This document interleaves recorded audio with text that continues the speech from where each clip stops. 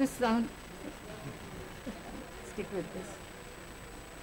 I believe now everybody can hear what I'm saying.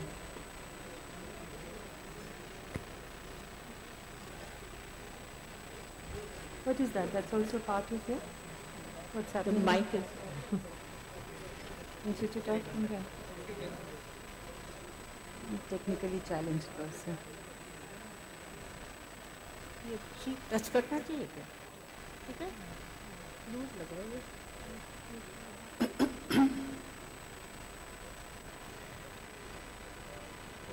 Hi, Uma. It's like technical glitch with the film, and then the premise had Okay. gone back to get another thing, so if you don't mind, sitting down for a second.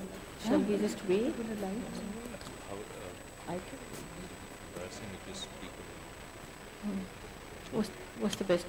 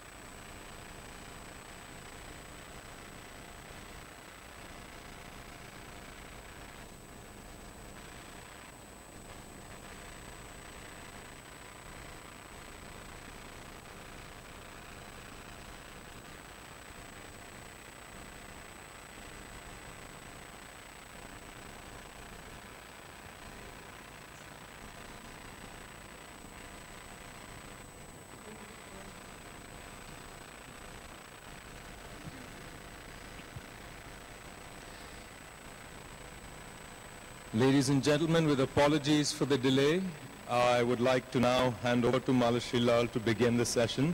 Sorry to all of you for keeping you waiting, and over to you. Good afternoon, everybody. This is a wonderful moment when you see an array of very well-known people on the dais, people who have worked with literature, with film, with social causes, and ready here to pay a tribute to Shunil Da. Shunil is a very common name, but whenever in Bengal and among people who are interested in literature, we use the word Shunil Da. It only refers to one Shunil, and that is Shunil Gangopadhyay. This session is a tribute to him. Shunil Da was very close to the Jaipur Literature Festival. He came here just a few years ago, read his works, met people, had many views to express about life and literature, and a lot of it is available in the Jaipur Literature Festival archives. We remember Shunilda for many reasons. He started writing as a very, very young man, and then he wrote under synonyms and all kinds of other anonymous names that he gave himself. He played around with words, he developed new forms, and he spoke at many literature festivals and seminars when he talked about his relationship to Rabindranath Tagore.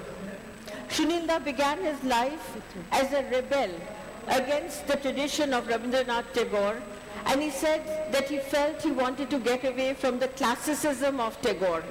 He wanted to experiment as an angry young man. He wanted to break tradition. He wanted to experiment with examples of writing that he had got from Europe. He just wanted to create and do new things.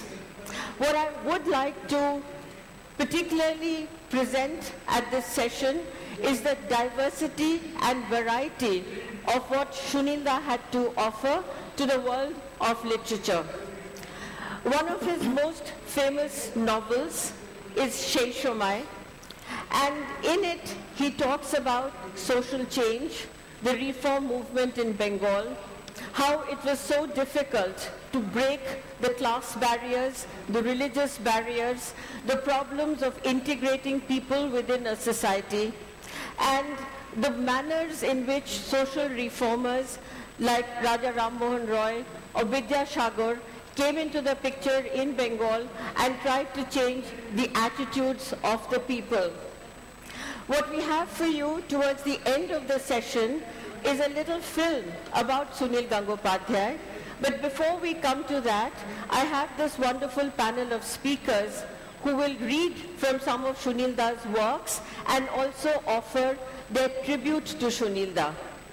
Now, in the novel Sheishomai, which has been translated by Aruna Chakravarti as Those Days, there is a particular passage which marks a moment in the history of education in Bengal and the history of social change. And I will request Sharmila ji to read that passage, and as she reads, I'm sure the context will be clear to you, and she will also offer her comments. Sharmila ji.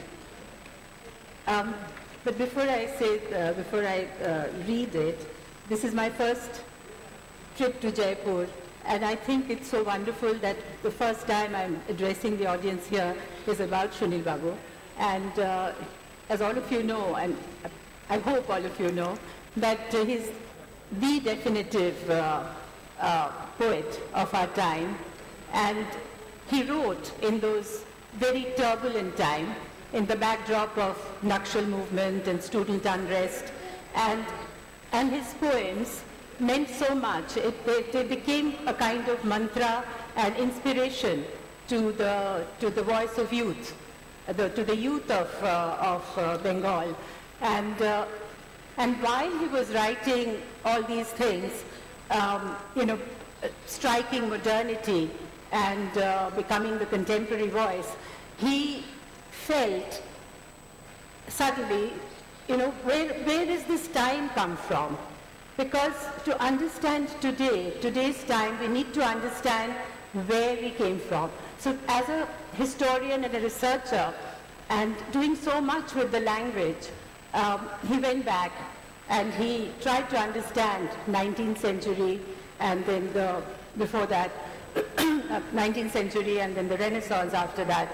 And that's what is Sheishomai and Prathomalu as translated by Aruna Chakravarti, because this is the wonderful thing about translation, that you bring it to a wider audience. And that is what Shunil Babu also stood for, didn't he? He wanted to expand the horizon and and it was very inclusive, because he wanted different kinds of influences. He looked for Arabic roots and Urdu roots, and so I think it's a wonderful thing that we are all here in a very sort of a cosmopolitan audience reading.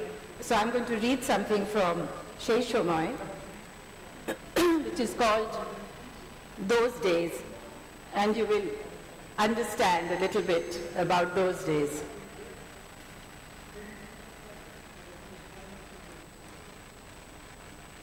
Vidyasagar stood on an upper veranda of Sanskrit College, watching the commotion outside the great gates of adjacent building. A young woman of a striking, arrogant beauty and glittering in brocade and jewels had just stepped out of a carriage, holding a young boy by the hand. But as she made her way into the college, she was surrounded by a group of students who tried to bar her entry with cries of, "Are, are, what is this? What is this?" For no woman had ever entered the sacred portals of Hindu college before. The boy whose hand the woman held was about the same age as these boys. His ears flamed with embarrassment and his eyes were fixed on the ground. Hira Bulbul looked neither left nor right. Chin high, head held erect, she swept past the boys and entered the hall. As she approached the staircase, she heard voices from a room. A meeting was going on. Hiramoni took a deep breath and walked in.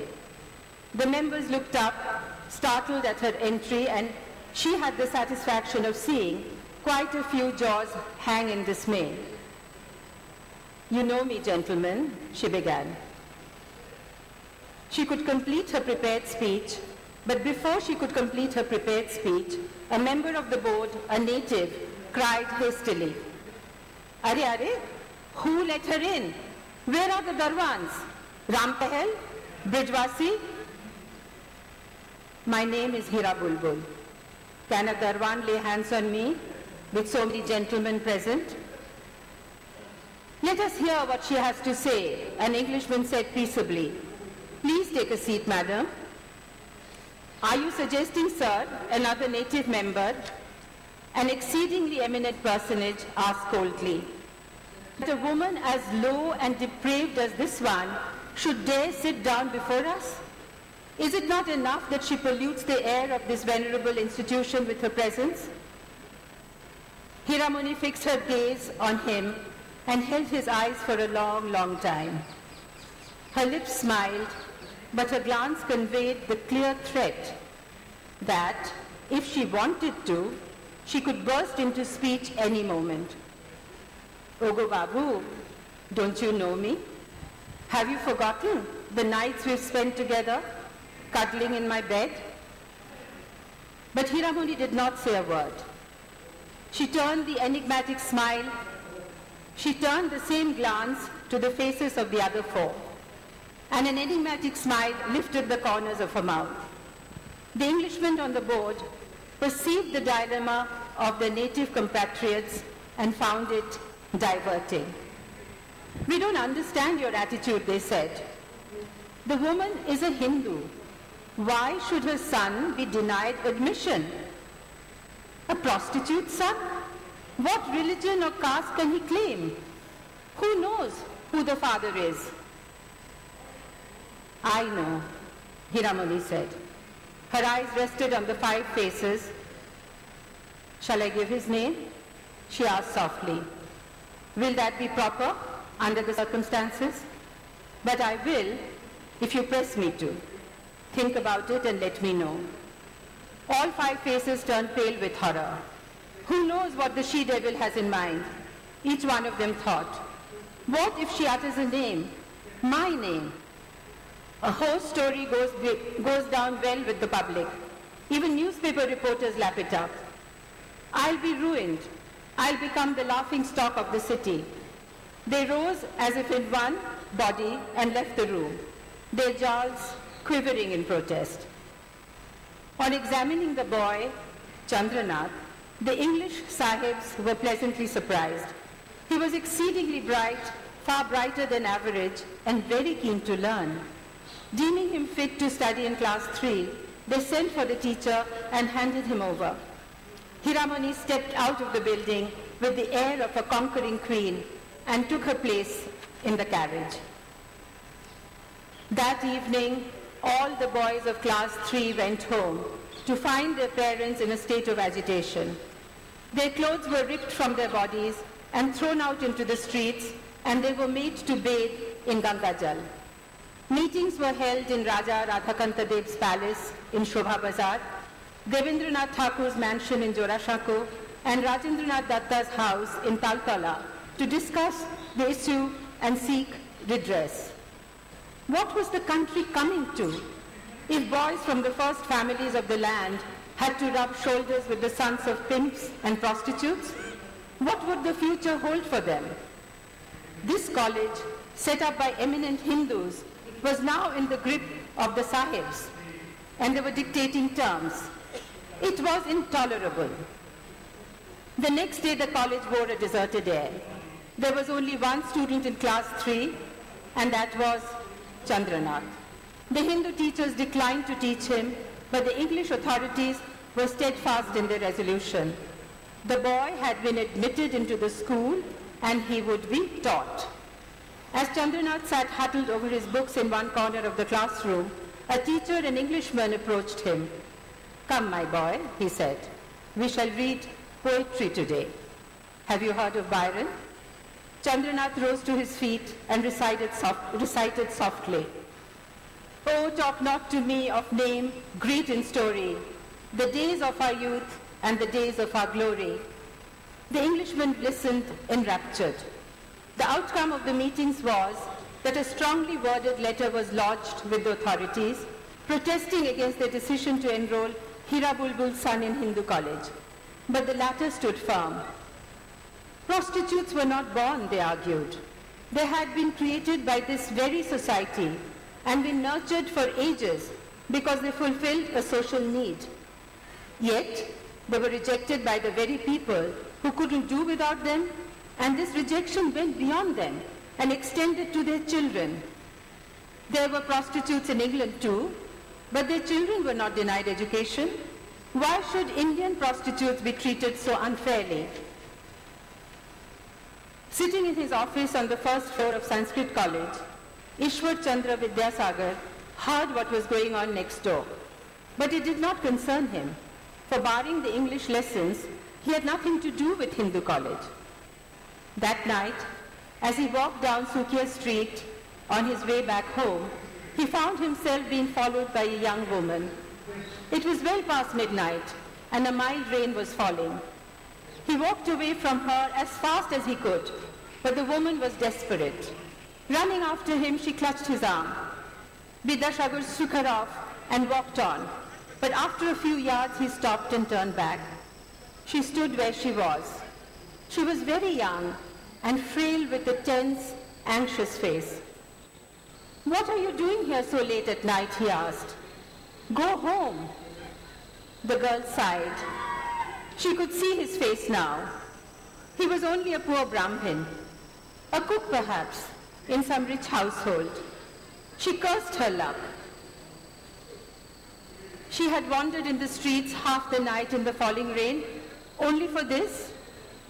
"What else can I do, Thakur?" she asked. "I haven't had a single customer tonight. I have no money. What shall I eat?" Vidyasagar lowered his eyes. What right had he to sit in judgment on the girl for what she did for a living? This society denied education to its women and forced them into marriage when they were mere infants. Then, if a woman was unfortunate enough to lose her husband, all the pleasures of life were denied her. She was cheated of her husband's property by grasping in-laws and treated like a servant in the family. She might even be turned out of the house. Then, when she was reduced to selling her body in order to feed herself, the brand mark of shame and rejection was stamped on her forehead. Hira Bulbul's encounter with the authorities of Hindu college had exposed much of the rot that society hid so cleverly. Tears rolled down Vidyasagar's cheeks. Taking out all the money he was carrying, he handed it to the girl with the words, "Don't walk about in the rain anymore, child. Go home." Then turning, he walked away as fast as he could. "Oh, Thakur," the girl called after him. "Why do you give me money for nothing, Thakur? Come to my room, and I'll pleasure you well, Thakur." Vidyasagar covered his ears with his hands and started running down the road. Thank you very much, Sharmila ji, for that very soulful reading, of a very moving moment in that novel. And I do remember Shunilda reading out the passage in Bangla, and when he spoke those words, when Hira Bulbul is asked, who's the father of your child? And Hira Bulbul turns around and says, Bolbo, Shotti, tomader ki bolbo? Shall I tell you? Shall I really give you the answer? And he captured the moment when all the men in the room were utterly, utterly nervous. So thank you for reminding us of that passage. I wonder if you have to say something about the relevance of this kind of a scene, this kind of a subject to our modern lives. But before that, what I like about him, that he distances himself. He takes that slightly critical approach to while he is all there and he's using the words as it was, the structuring of everything as it was to convey, and yet he is looking at it from another perspective. So what he also says, that time, the Renaissance didn't really come to everybody equally. It was a kind of a fashionable thing that was happening. A lot of people were engaging with it. But when it came to their daughters, when it came to something else very close, they were also not, the rest of the book also has glimpses of that, which I find very riveting. And yes, talking about that, what was happening then, and even now, things have, I guess, have changed at another layer, at another level. But when you really go deep down and delve further, we have a long way to go, don't we? There is so much, the society is so judgmental, and somehow the women are, the probity on women, or looking at women, one is so without compassion, or without, whereas a man can do what he wants and get away with it. But for a woman is somehow is the upholder of the dharma, of everything. And somehow, if the woman's standard falls, it is so much the worse. So I think that way the equality after 65 years, we have failed, I would say, to bring that gaze of equality between a man and a woman. And of course, don't forget that we all have to be worthy of respect. If we don't belong to a social institution or domestic, like a marriage, like if you have a live-together relationship or anything like that, then it's frowned upon. So you're not worthy of respect. So I think that needs to really looked at and change. And hopefully we will get there soon. Yes, Shunilda was deeply sensitive to the issue of human dignity. Aruna Chakravarti, it's your translation of Shunilda's novel Sheishomai and Prothom Alo, which have made the stories, the text available to a very large English reading audience. What kind of challenge did you face when you were translating from Bangla to English? We'd like to hear a few thoughts about that. Mala, before can people hear me? Yeah, go ahead. Before I take up... Her mic is not good. I'd like to just say a few words about Shunilda. See, we Bengalis are often ask ourselves this question. After Rabindranath, who? I've given this question a considerable amount of thought, and I have come to the conclusion that after Rabindranath, Shunilda. Yeah. Where is this you have to bring? Can you hear me now? Yeah. I think you just bring that closer. Just bring that closer. Bring that closer towards your mouth. Yeah. Is this better? Yeah.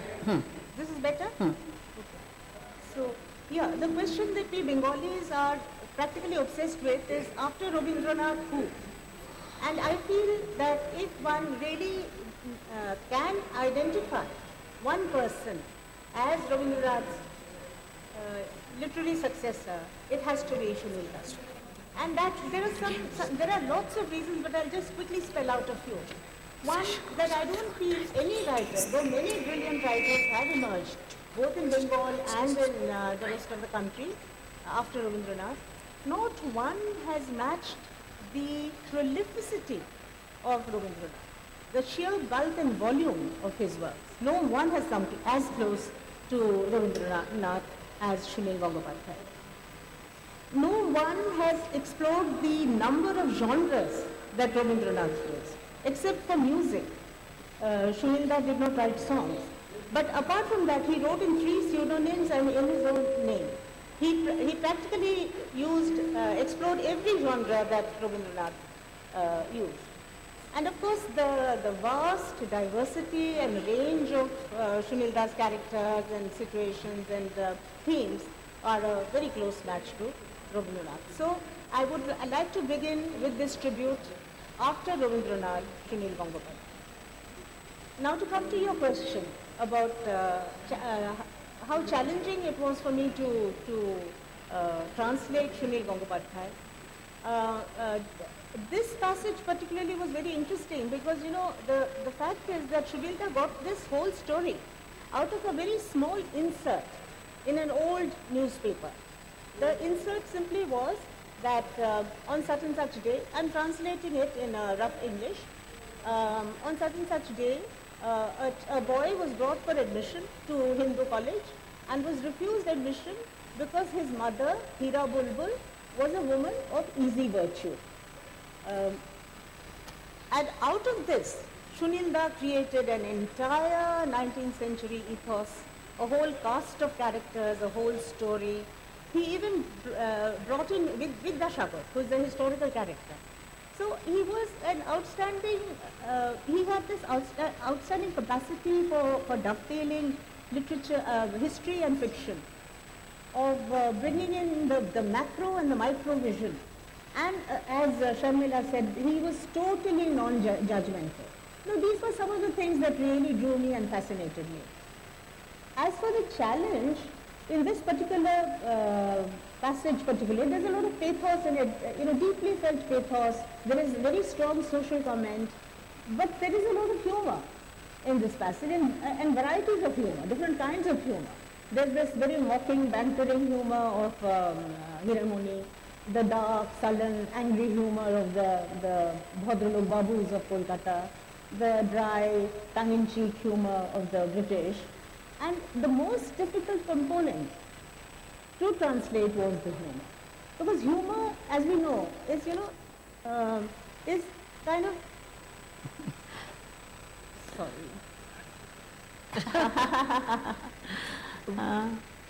Wardrobe detail. Not wardrobe, what is it? Technical detail. See, we all need amplification. Without that, we cannot be heard. Huh? Is this working? Our own voice is not, can't reach. So, humor is so deeply entrenched in one's own cultural context, it's very difficult to carry it over in another language to another set of people who live and laugh by a different set of norms. So, of course, I don't know, I did my best. I tried, I did what I could. So we'll come back to, may I just say, go ahead. Sorry, but what you were saying about Tagore, because they all decided they don't want to do anything with Tagore, because these were all modern writers.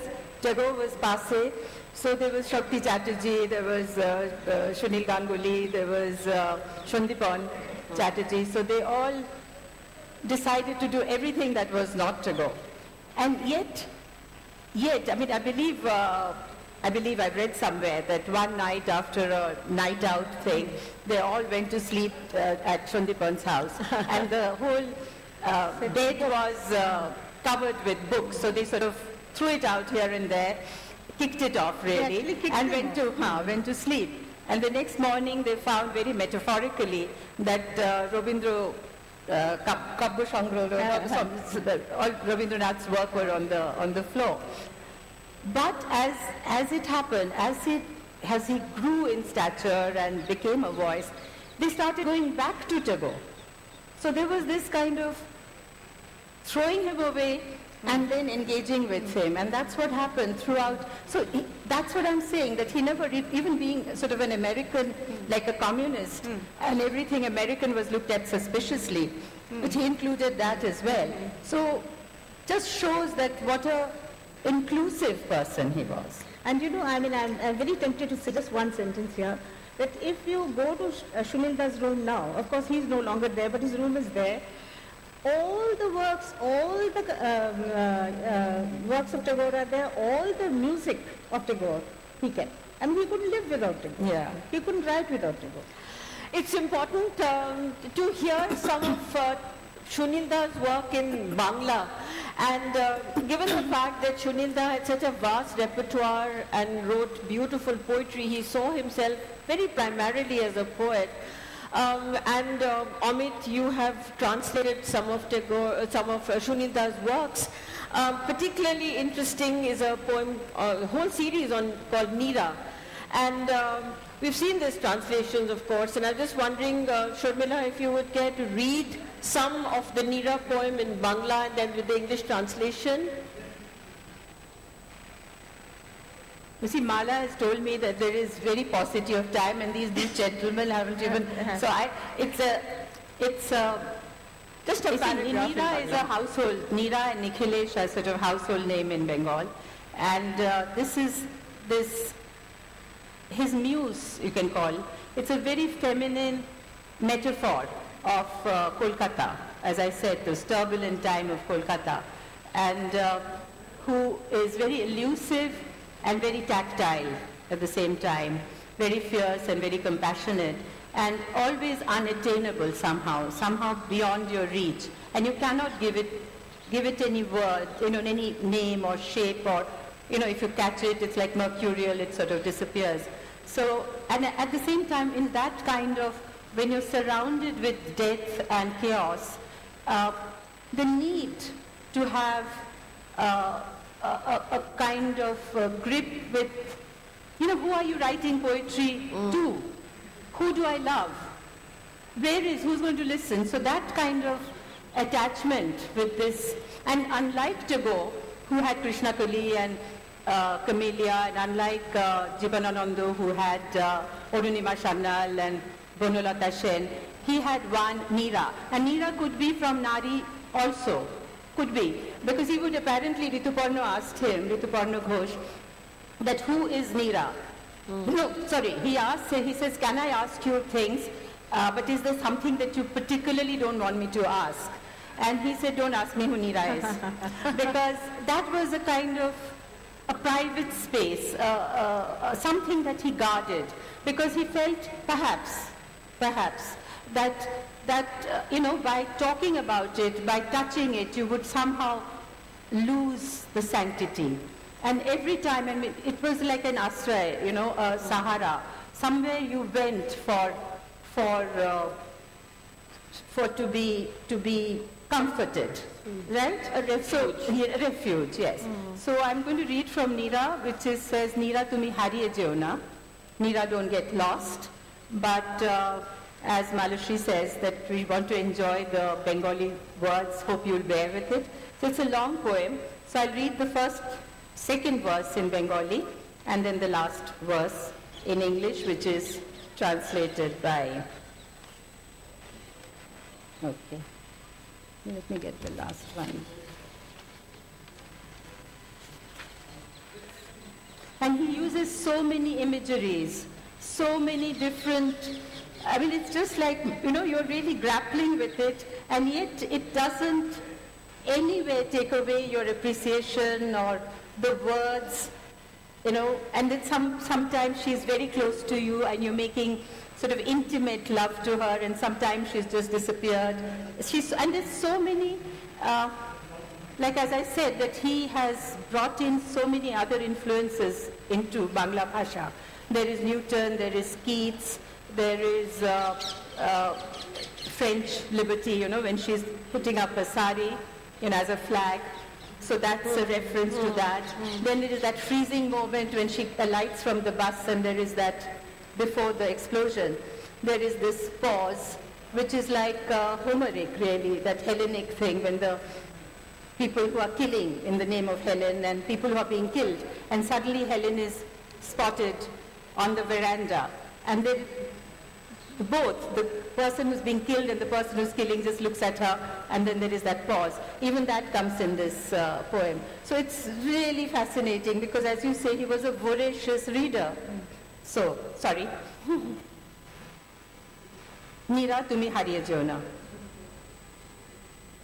আমাদের ছিল প্রতিদিন জন্ম বদলের দিন মনে আছে তুমি গুহা মানবীর মতন সহসা কৈশোর ছিঁড়ে খুব ভোরবেলায় শীতের নরম রক্তিম সূর্যকে আলিঙ্গনে আদরে জড়ালে হরিঘোষ স্ট্রিটের কদম গাছটি থেকে তখন টুপ টুপ করে ঝরে পড়ছে হীরের কুচি দিনের প্রথম তীক্ষ্ণ ট্রাম বলতে বলতে গেল জাগো জাগো রিভলভিং স্টেজের মতন উল্টো পাল্টা এই দুপুর এই মধ্যরাত এই সন্ধ্যা আমি তখন গলা ফাটাচ্ছি মিছিলে নাক দিয়ে ফোঁটা ফোঁটা রক্ত চতুর্দিকে লক লক করছে খিদে আহ সেই মায়াময় ভিখিরির যজাতির খিদে কুম্ভিপাক নরকের মতন পেট মোচড়ানো খিদে এক এক পলক দেখতে পাচ্ছি বারান্দায় ব্যাকুল মাতৃমূর্তি পাখির মতন চোখ স্বপ্ন ছিল দুনিয়ার সমস্ত মাই একদিন সব কুচো কুচো বাচ্চাদের ধোঁয়া ওঠা ভাত বেড়ে দেবে কলেজ স্ট্রিটের সেই বুলেট ও বিস্ফোরণ তুমি বাস থেকে নামলে তক্ষুনি সেই বাসে শুরু হলো বারুদ উৎসব এক দৌড়ে পার্কের রেলিং টপকে কে যেন দণ্ডির ভঙ্গিতে শুয়ে পড়ল ঘাসে মুখ গুজে he was shot at he was killed while he was going over the park railing so the last stanza Meera our delusion ends we once again built from sand those tiny houses of sorrow we are still prancing about like naked children on the seashore sometimes what a splendid hiding place the centuries' jhao thickets I can't see you I dipped my pen in the ink pot in your name I haven't touched you like a pregnant doe you melted into a mountainous kingdom storm after storm is blowing away entire sides of horizons a wave of the magic wand is enough to summon from heaven waves of lightning the earth growing in eminence all sound and sound's deletion the turning of a page the unlucky fruit beneath the hands is sending out intermittent glances it too glances at me with a suppressed smile Meera you're alone on a faraway boat you spread your two wings I am alone in a distant mail train can't read the name of a single station you withdrew from the factions in the school committee went and hid behind a door I'm spending afternoons on a chair in a glass ensconced room while on the other hand so many tree shadows by the river remain unoccupied those who had said that revolutions at hand are now composing their memoirs and those who were wiped out were too much wiped out the red-haired group's camera is still roaming the nooks and bylanes no one speaks of love anymore whenever civilization hears of love it breaks into giggles and laughter when someone visits the bathroom to wash their face they weep alone and splash their face with handful of water Meera we have much further to go don't get lost there are many births to change don't get lost Meera immortal cookie amrita cookie don't you get lost now Thank you. Thank you for that beautiful reading, and Amit, thank you for a lovely translation. So, may I turn to you now? What would be your tribute to Shunilda? As a poet, you write yourself fiction, and you also translate so wonderfully well. What would be your way of remembering him? Well, thank you. This works, right? Yeah. Well, thanks for your kind words about the translation. I got to know Shunil Gangopadhyay through occasions like this one, where we would be on panels together, and he always struck me as a particularly still sort of person. I mean, one wouldn't guess at the agitation within him that comes out in writings like these when one looked at him. And on one such occasion, I think we were both invited to inaugurate the first anniversary of a literary club in Calcutta. And we had to light the lamps. And then we read out from our own work. Oh, God. I read out a story in the voice of somebody who wanted to write a memoir inspired by Shobha De. That was my sort of contribution. And he read out this poem, which I had actually hadn't read before. Of course, I knew about the Meera poems. I'd also read them early on. I was growing up in Bombay. I read them in the 70s in English translation.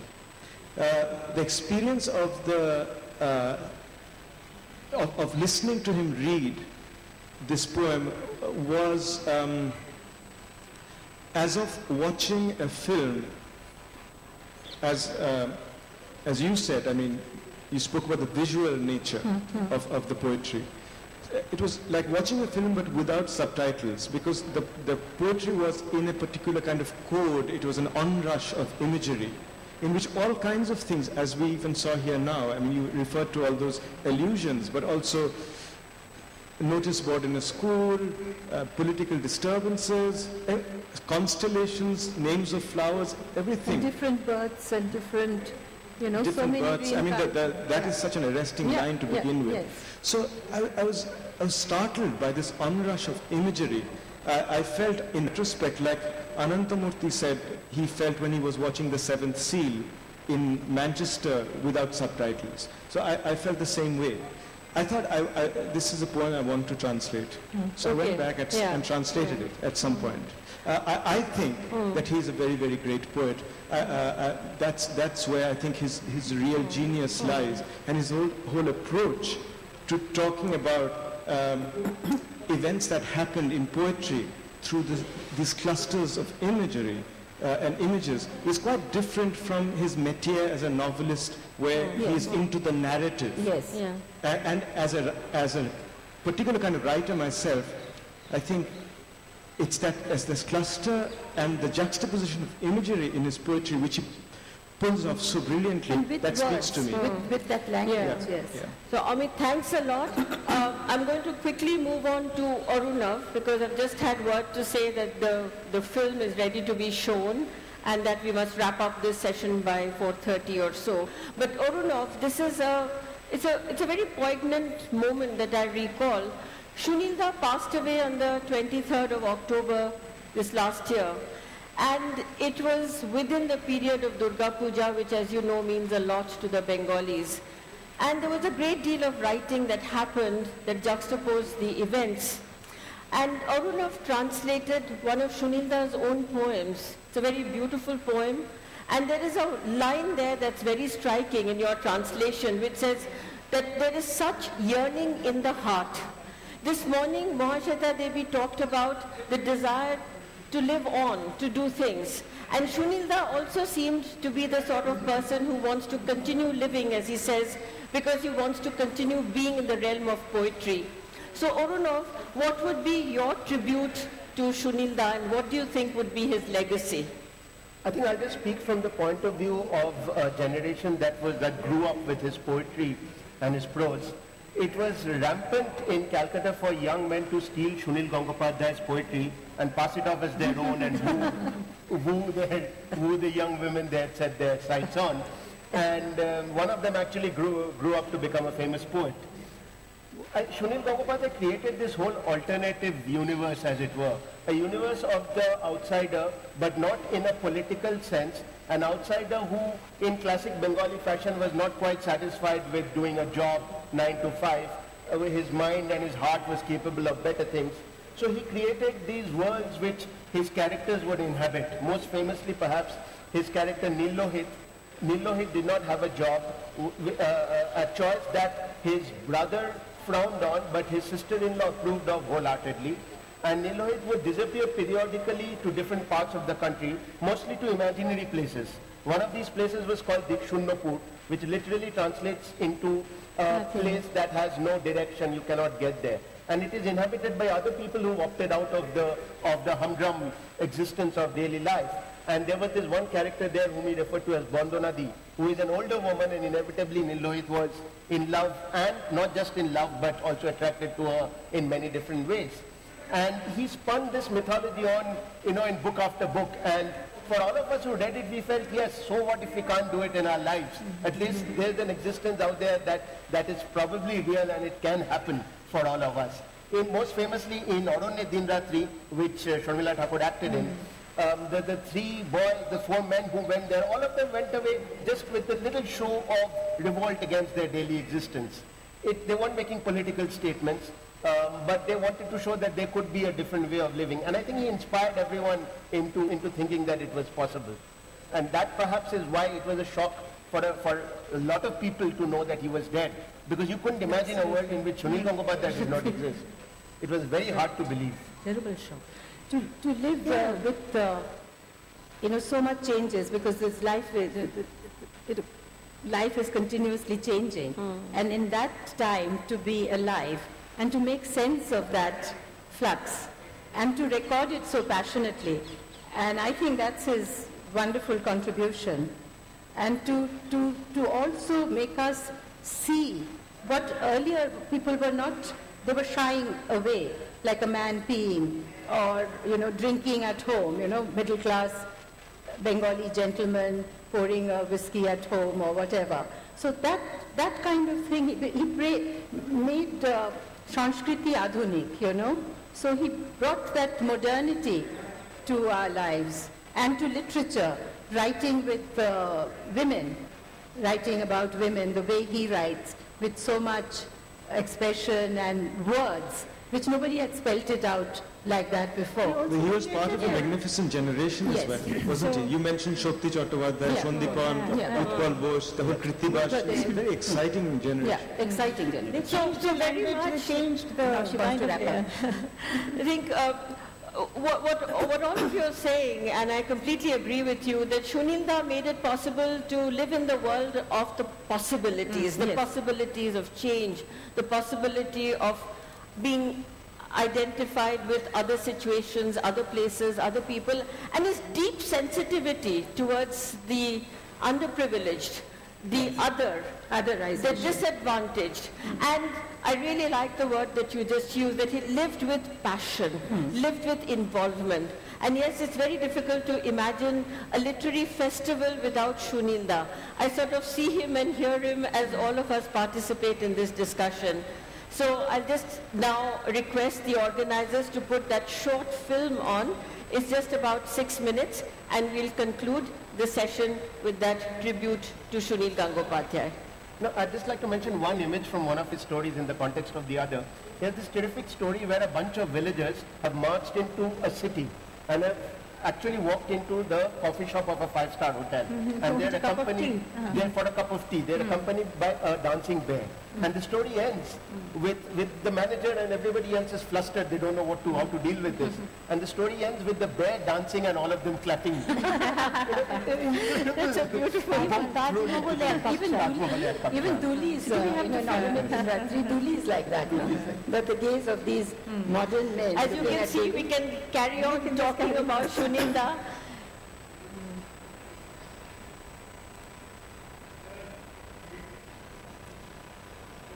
Are they showing? Yes.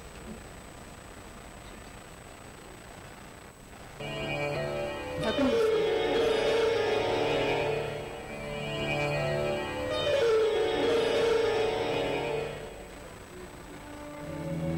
শুধু কবিতার জন্য আরো দীর্ঘদিন নিজেকে লোভ হয় মানুষের মতো ক্ষোভময় বেঁচে থাকা শুধু কবিতার জন্য আমি অমরত্ব তাচ্ছিল্য করেছি। সুনীল গঙ্গোপাধ্যায় আধুনিক বাংলা সাহিত্য তথা ভারতীয় সাহিত্যের একটি নাম, একটি প্রতিষ্ঠান। এই বহুমুখী প্রতিভা সৃষ্টি ছড়িয়ে আছে বাংলা সাহিত্যের নানান শাখা প্রশাখায়। তিনি একাধারে কবি, ছোট গল্পকার, উপন্যাসিক, প্রাবন্ধিক, কিশোর সাহিত্যিক, এমনকি ভ্রমণ সাহিত্যিক হিসেবে সমান দক্ষতার পরিচয় দিয়েছেন। অন্যদিকে তিনি নাট্যকার, নাট্যাভিনেতা ও চিত্রনাট্যকার, সর্বোপরি একজন সমাজসেবক। সুনীল গঙ্গোপাধ্যায় 1950 সালে কলকাতার টাউন স্কুল থেকে ম্যাট্রিক পাস করেন। 1954 সালে সিটি কলেজ থেকে অর্থনীতি নিয়ে বিএ পাস করেন। আর 1958 সালে কলকাতা বিশ্ববিদ্যালয় থেকে বাংলা সাহিত্য নিয়ে প্রাইভেটে এমএ পাস করেন। 1966 সালে সুনীলের প্রথম উপন্যাস আত্মপ্রকাশ দেশ পত্রিকায় প্রকাশিত হয়। প্রথম উপন্যাসে তিনি চূড়ান্ত আলোড়ন তোলেন পাঠক সমাজে। এই শক্তিমান ঔপন্যাসিকের রচনায় শৈল্পিক উৎকর্ষ, সময়ের তাপ উত্তাপ, সামাজিক সম্পর্কের তন্তুময় বিন্যাস লক্ষণীয়। তার সেই সময় উপন্যাসটি বাংলা সাহিত্যের সেরা উপন্যাসগুলির মধ্যে অন্যতম, যার স্বীকৃতি হিসেবে 1985 সালে তিনি সাহিত্য আকাদেমি পুরস্কার পান।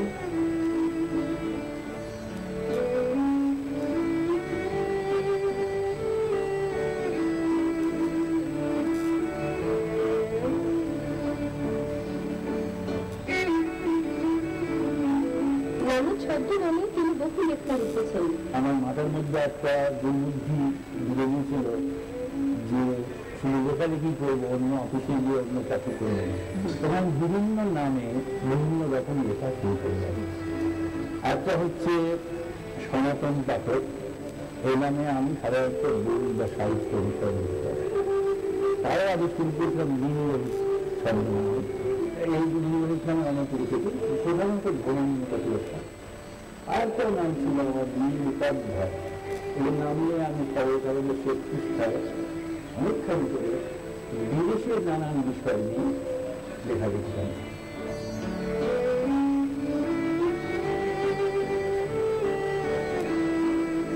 নাগরালি আমি আর কত বড়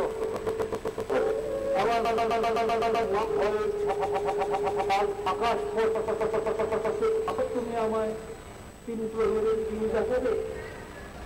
কেউ কথা রাখেনি, কেউ কথা রাখে না।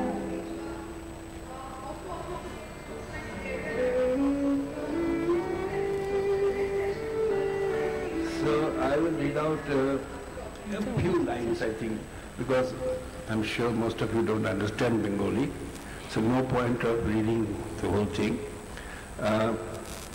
সংস্কৃত কলেজের দ্বিতলের বারান্দায় দাঁড়িয়ে আছেন বিদ্যাসাগর। হিন্দু কলেজের প্রবেশদ্বারের কাছে গোলমাল ক্রমশই বাড়ছিল। এক বালকের হাত ধরে ঝলমলে পোশাকে ভূষিতা এক উগ্র যৌবনা রমণী কলেজের মধ্যে ঢুকতে চাইছে। এমনটি আর কখনো ঘটেনি। দেশগৌরব এই বিদ্যালয়ে এর আগে কোনো নারী প্রবেশ করেনি। আরে একই একই বলে শোরগোল তুলছে একদল বালক। স্ত্রীলোকটির সঙ্গে বালকটি তাদেরই বয়সী। লজ্জায় তার মুখ আরক্ত, সে কোনো দিকে তাকাচ্ছে না। হিরে বুলবুল কোনো দিকে ভ্রুক্ষেপ না করে পুত্রকে নিয়ে সোজা ঢুকে এলো ভেতরে। সিঁড়ির পাশের বাঁ দিকের প্রশস্ত ঘরটিতে কমিটি মেম্বাররা প্রয়িত হন। রায়মোহনের সংবাদ সঠিকই ছিল। আজ ইংরেজ ও ভারতীয় সদস্যরা অনেকেই এসেছেন কোন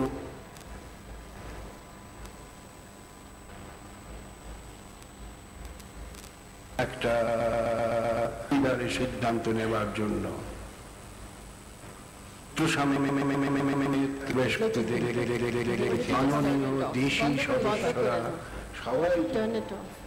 You just conclude. You conclude. Raimohan যা শিখিয়েছিল তা আপনাকে Let's turn it on.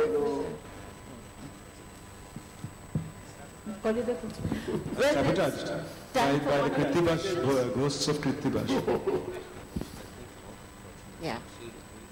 By Rotterdam. I really do apologize for that stuttering. That was certainly not in the original. And I don't know what version has made its way to us. I'm really sorry about that. Well, nevertheless, Can I say when I met, please. the last time I met Sunil Babu, he had come to Delhi, and Samsung had instituted some awards for regional writers. And a substantial amount of money, not a huge amount of money, but with the money that meant a lot to these people.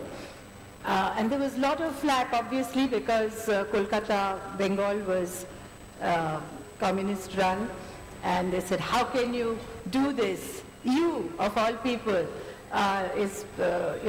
shaking hands with a multinational. And he said like this, he said, I don't care, 1, 2, 3, hundreds, please come and give us whatever you want. And so, his mind, he wasn't under anybody's pressure. He was his own man. He decided what he wanted to do, how he wanted to live, what he wanted to write. And he had that very embedded, quiet courage, which also had humor. So I think his legacy will live on forever. And I think we've just started discovering him.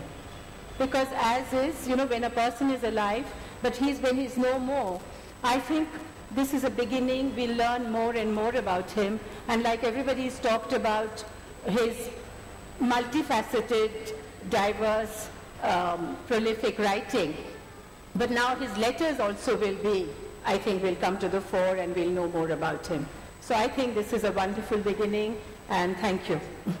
Well, that's the best way to conclude this session. I thank the panelists for this warm tribute to Sunil Gangopadhyay and this wonderful audience for being here to share his memory. He is Thank not you. leaving for some other place. Huh? Thank you, Sharmila ji, for saving the day and for doing what the movie couldn't. Thanks to all of you. The next session over here is at 5 o'clock, The Blind Man's Garden, Nadeem Aslam in conversation with Barkat Dutt. But right now we have the book launch.